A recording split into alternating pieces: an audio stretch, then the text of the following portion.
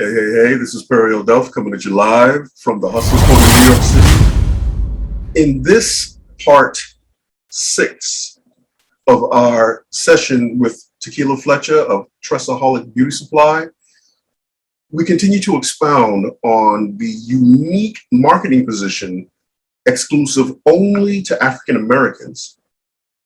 We talk about the growing trend of Black businesses being supported by the community itself of Black people. And we talk about Tequila Fletcher's journey from retailer to distributor to what possibly could be a new manufacturer. Join us, and as always, if you like the show, hit that like button, share, don't forget to leave a comment, and most of all, subscribe. Thank you, and enjoy the show. You know I'm a hustler. You know I'm a hustler. Well, I'ma break it down one time. I'm the man and I'm letting y'all know. Yeah, we getting that guap, that fitted, them chips. Yeah, we stacking that dough. I said I'm a hustler, baby. You know I'm a hustler. You know I'm the man. I'm a hustler, baby. You know I'm a hustler. You know I'm the man.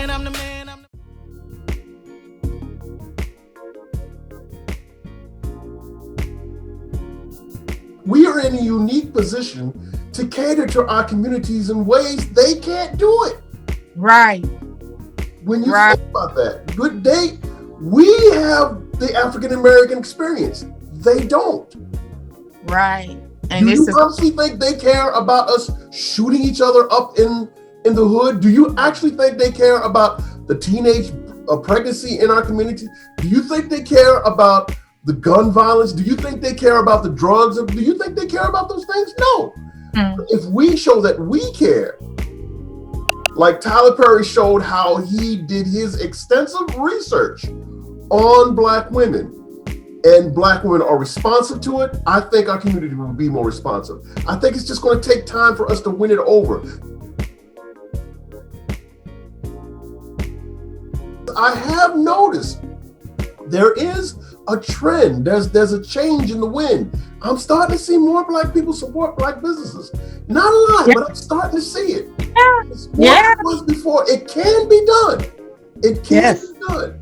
And I'm talking about, I'm seeing, businesses pop up in tough neighborhoods. Like up here in New York City, you got East New York, you got Brownsville, the Bronx. Oh my God. Those are tough neighborhoods. But there are businesses, Black businesses, opening up little bit by little, here and there in those neighborhoods, and they're getting support. I'm like, wow. It's actually happening, but it's a very slow pace. But I think the thing that you pointed out is that middleman, and then finally that manufacturer. I think we need to go in that direction. Yeah, that's the way to actually get to a place to where that we can actually, create that blockage between them and us. You know what I mean? And it's just one of those things. Like I had to tell somebody. I mean, let's just keep it real. We'll always, in some form, shape, or another, have to do business with China. They're one of, like, for one, they could pay their people as cheap and low as possible. Even if they was to bring all of that stuff over here to the U.S., the people couldn't afford it. The wage gap is you couldn't afford to do it. So I'm just one of them people, just like you say, cutting out the middleman and going to the direct source, which is the manufacturer. And that's the only way. I mean, but not only just on the hair spectrum, you got even just like your hair care products in a whole. It's just even with getting information from the direct manufacturing of some of these hair care products, it's a mess too. So it's not just with the hair with the Asians, it's with some of our own people. Well, I put applications in trying to reach out to people and not getting a response. Not all of them, but quite a few of them, and I understand, I still try to be patient and say, well, it is COVID, and I know a lot of them had to shut down and kind of are catching up. So, I'm not trying to bash anyone. All I'm doing is speaking about my experiences thus far with even trying to get direct accounts. With them has been very challenging. It's not even so much as even getting the accounts, just getting the information so I can put my business plan together and figure out what it's going to take for me to move forward, you know? So it's a process and I'm still learning. And I must admit, yes, my dear, you are doing a phenomenal job. A wonderful job. Phenomenal job of it. Big role model you are. I mean, wow. Wow. Wow. That's all I can say. Wow. Thank you. Now, let me ask you, you want to go to the distributor level. What about the manufacturer level? Yeah. If I could get in the sector of manufacturing, that'd be dope, you know. But I don't want to move to a whole nother country, though. That's the problem. Pick up shop. I don't think I can stay. But you know, if God see what that's for me, then that's what it's gonna be, you know. But yes, I absolutely, you know, I don't per se, you know, have a factory in China, but if I could get a factory in China, then I'll do that, you know. But I have assisted people over the years as far as trying to locate manufacturers and people over there. I haven't actually gotten a chance to actually physically go to China. You know, there has been times I was planning to go, but situations like COVID has, you know, stopped a lot of that. But from my understanding, a lot of that has opened back up because I have some people in Japan that are like, yeah, Akila, come over. So we'll see, you know, so it's about bridging that gap. So even if it's not a situation to where that I have my own factory in China, I have access to it. To where that, you know, I can help bridge that gap into helping people to be able to get direct source without having to deal with a lot of, you know, the middle entities that most of us deal with. So let me say this. After doing some reading and a little bit of research, I've discovered that the industry itself is the entire beauty products industry, like what you have set up in your store, is projected to be somewhere between, I'd say, $30 to $34 billion industry between now and 2024. And for the hair extensions alone, just for the hair, that one is projected to be from anywhere from $5 to $10 billion between now and 2024. Yep.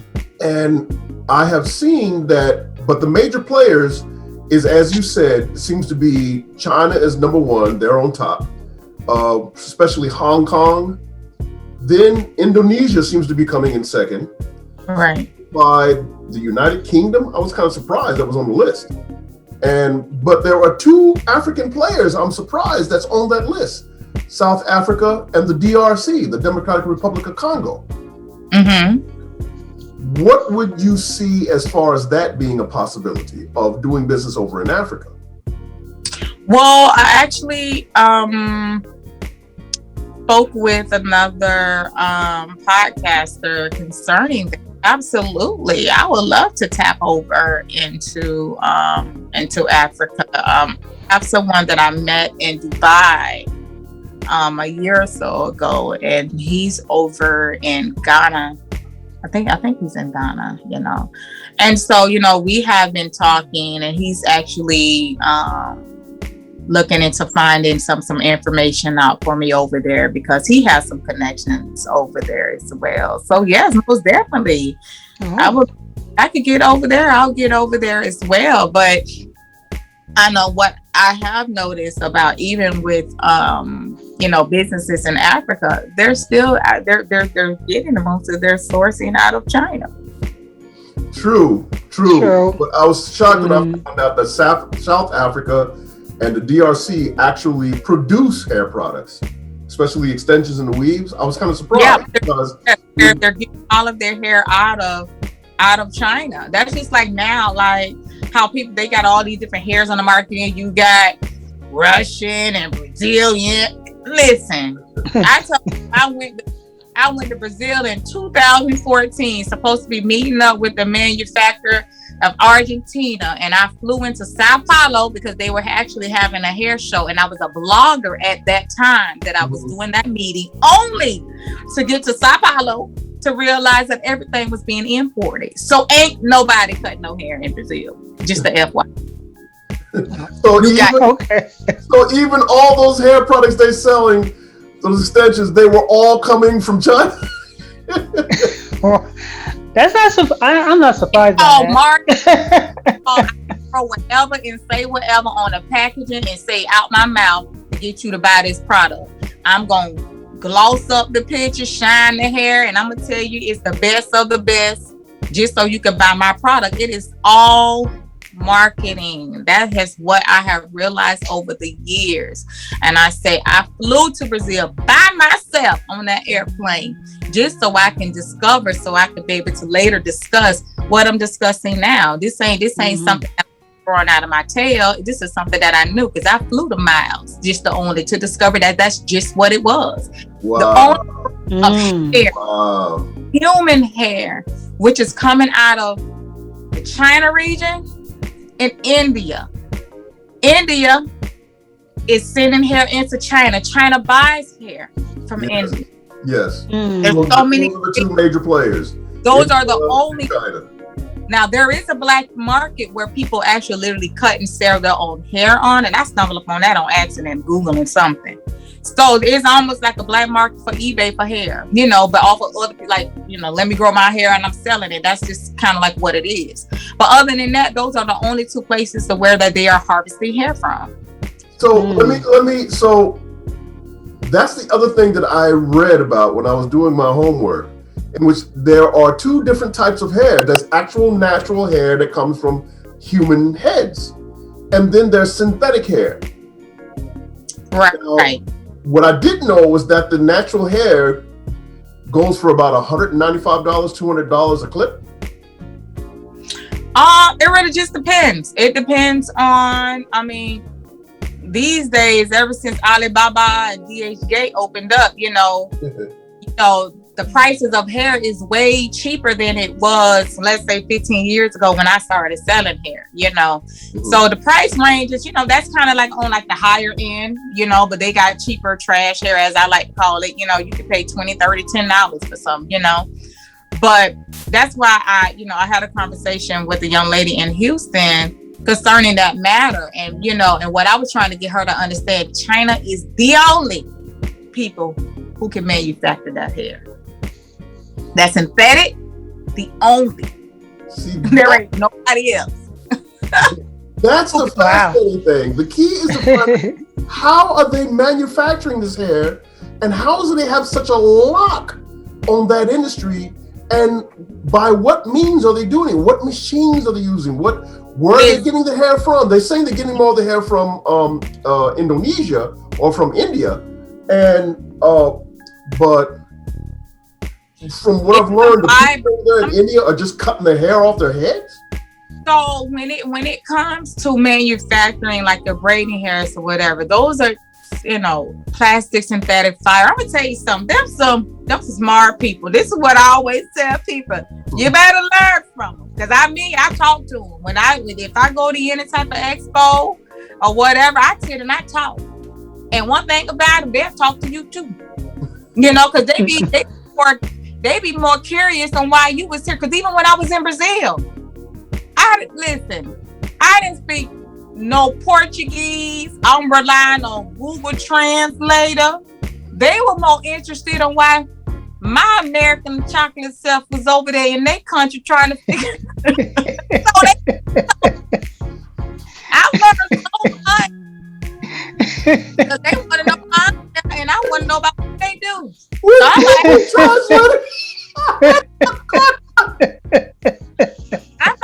how you do this and how you do that? Oh, and they get to talking. I'm just like, really?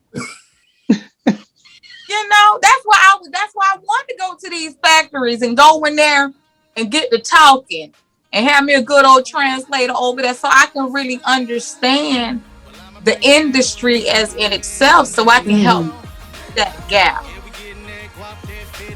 chips, yeah, we stacking that dough. I said I'm a hustler, baby. You know I'm a hustler. You know I'm the man. I'm a hustler, baby. You know I'm a hustler. You know I'm the man. I'm the man, I'm the man, I'm the man. It's been part of the plan, I don't think you understand. I see him on the gram while they flexing rubber bands. I'm working on my foreign exchanges out in Japan. $250,000 out in Philly, 50 grand in Michigan. Appearance in Atlanta, that's another 20 bands. Bring it back to the crib and invested in my daughter. This concludes this session of the Hustler's Corner New York City. If you are a person that's incarcerated and you have books that you'd like to get out and you want to share your story, come share your story on the Hustler's Corner New York City Tales from the Pit series. If you are a person who has been wrongfully convicted of a crime that you did not commit and you want to share your story, come share your story on the Hustler's Corner New York City Victims of the System series. If you are a person who has been self-reformed, active in the community, came out of a past nefarious life to a more positive one, and you want to share your story, come share your story on the Hustler's Corner New York City Legends of the Hood series.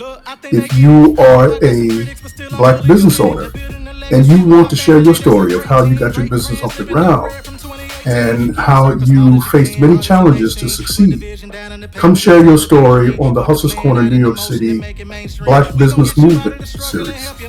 If you are a musician or an artist or a vocalist or a rap or hip hop artist and you want to share your story about your career and how you have grown it into success, come share your story on the Hustler's Corner New York City On the Grind series.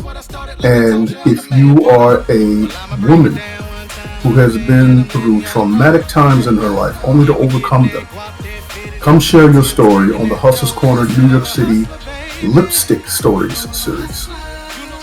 And if you're enjoying the show, please help us grow. Show your love. Like, share, leave a comment, and most of all, subscribe. Thank you for joining us. Looking forward to seeing you again. This is Perry L. Duff from the Hustler's Corner, New York City. Peace.